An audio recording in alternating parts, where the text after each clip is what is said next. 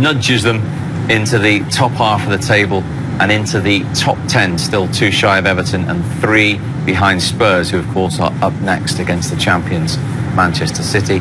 Arsenal's 31 points is the same tally as Burnley and Newcastle and Southampton, who are all a point ahead of Palace.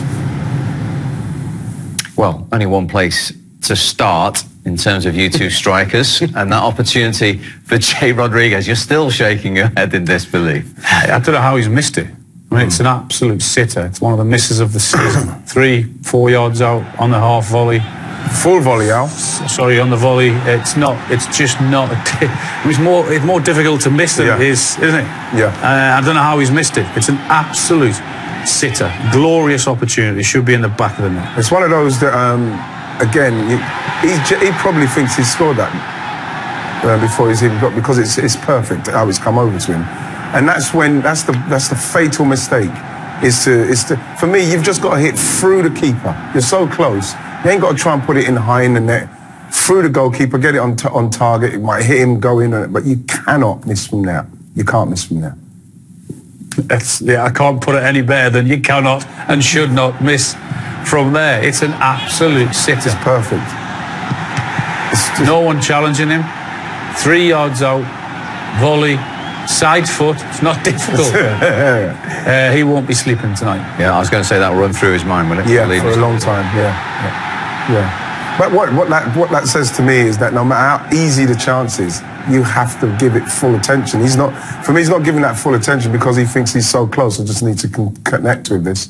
You put that in the goal. You put that in the goal and deal with it from there. That was. I mean, Burnley did have other chances in that second half, and it was a lot better for them in the second half than it was in the first 15 or 20 minutes. And they grew into the game, and they created enough to have won the game. Burnley should have won the game. They've had a couple there. You see, there's 2 Burnley players for the last 2 chances we've seen getting in each other's way.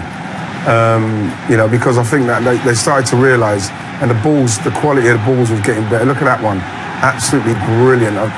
He's done well to get the other side of the defender, I think Hendrick there, but he's got to hit the target. You know what Sean will be saying in his post-match interview is that we've created enough chances in this game to have taken all 3 points, and he's absolutely right. And we know he's going to say that, and they should have won. Well, you pointed to the start of the game when Arsenal had chances, and overall, Aubameyang back from suspension had a couple for the Gunners that on another day you might have seen him finish. Probably, yeah. Like you say, you can only put it down to maybe just a little bit of rustiness. Seems like a very poor finish, a rushed finish, where you would have thought a side foot from where he was would have sufficed. And with this one, could he have done it first time?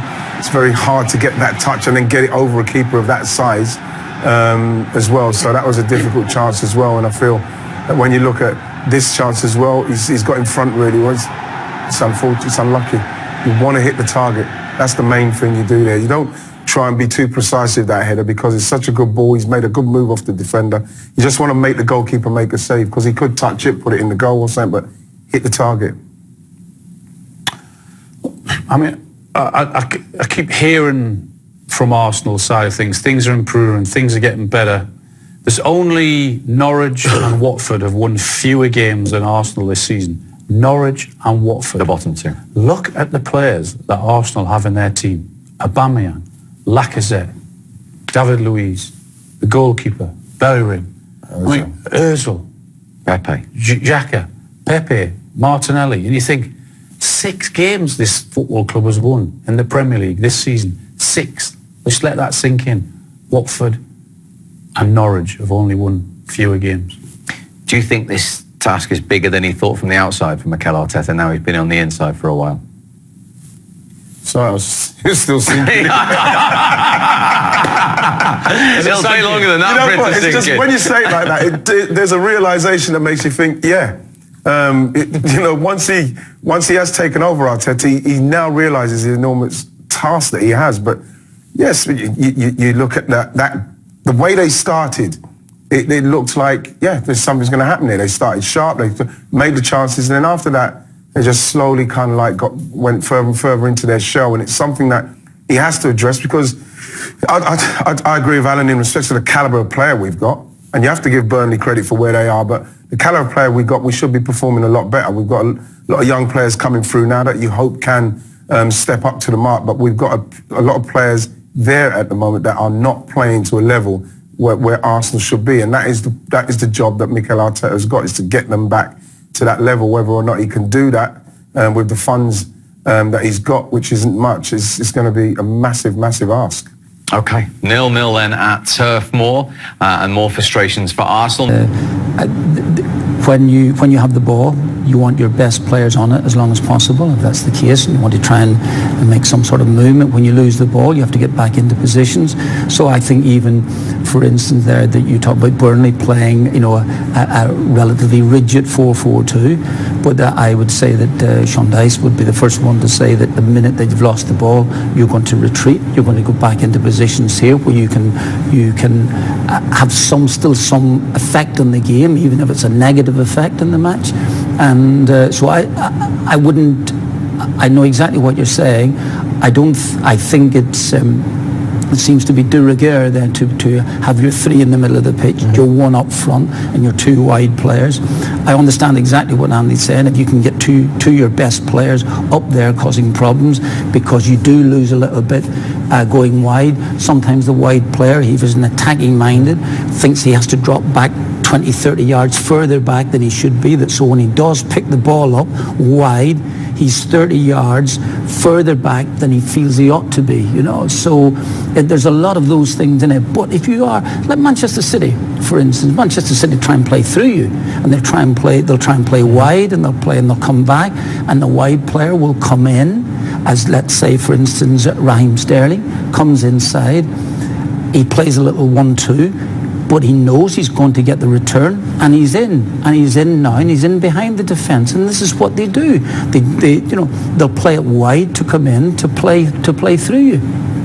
You have to have the players to be able to do that. Yeah. It's a long time ago. I'm thinking Heskey, Guppy, midfield, Claridge on his own up top. Claridge had probably gone by that time. Claridge had done a really terrific job for us in the first place, but we had Heskey essentially playing there. Claridge did play alongside him. We had Guppy one side. We did play a back three with two wide players. Now my two wing backs were mostly attacking players, but who were prepared to go back and help out. So at times, but it hasn't changed that much, when you were defending, we would maybe have five back there, but the two wide players that we had in the team could go up and down the pitch all day and could still... So really, we get too distracted, too tied up, too obsessed with 4, 1, 2, whatever the numbers are. You fit players into the best place that they're going to produce for you. Okay, no. Well, first of all, you set out with a system. You set out with a system that you think that suits the players that you have available. So, in other words, I used to feel that if I didn't want to get outnumbered in the middle of the field, so we always wanted to have three in there, depending on how athletic you were. When I was at Aston Villa and we had athletes in the team, then I didn't mind at all.